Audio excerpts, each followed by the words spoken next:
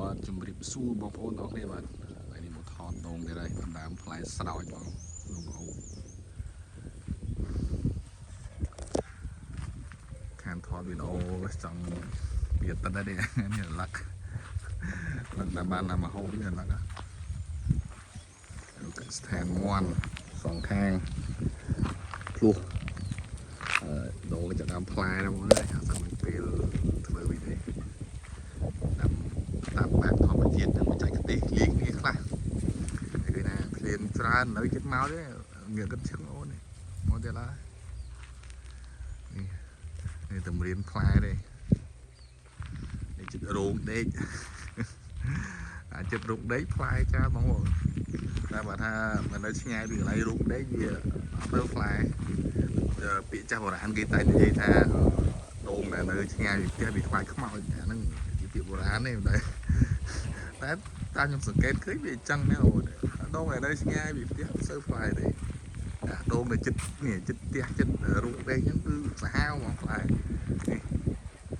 ដូចជាដើមនេះដើមទឿតែខ្លួនទេបងនេះមកកំមាប់ណាអត់ទាស់ហ្មង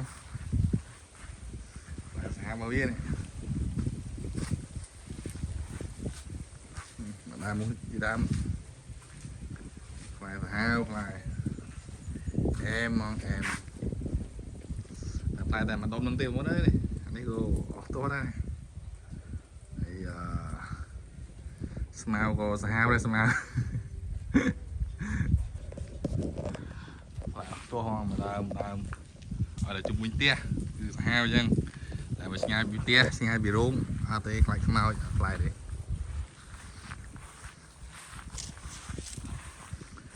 ដូងឆ្ងាយផ្ទះហ្មងដូងឆ្ងាយផ្ទះចប់ហ្មង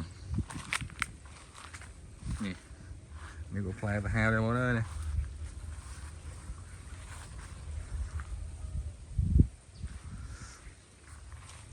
ហើយដូងខ្លះក៏បញ្ហារឿងសត្វល្អិតបំផ្លាញច្រើនក៏នេះ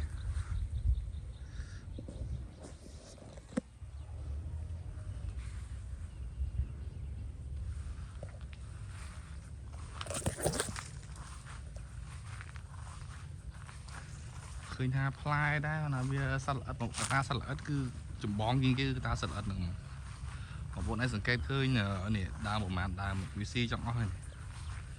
អត់បានរត់ថ្នាំបាញ់ទេដើមវាឡើងរិចអស់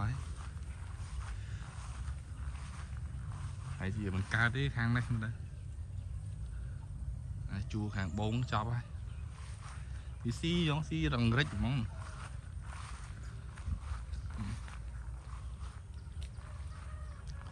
ស៊ីចង់អស់ហើយ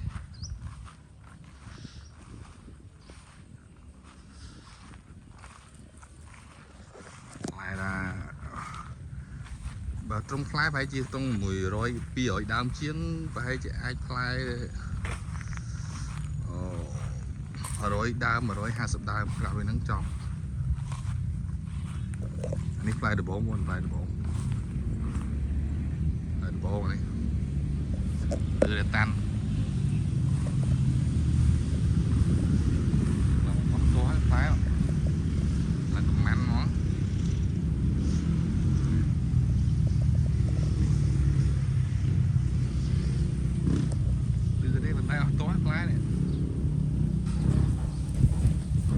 បាយបងប្អូនអរគ្នានេះតែប៉ុណ្ណឹងទេជួយចែកម្លែកជួយ Subscribe ផង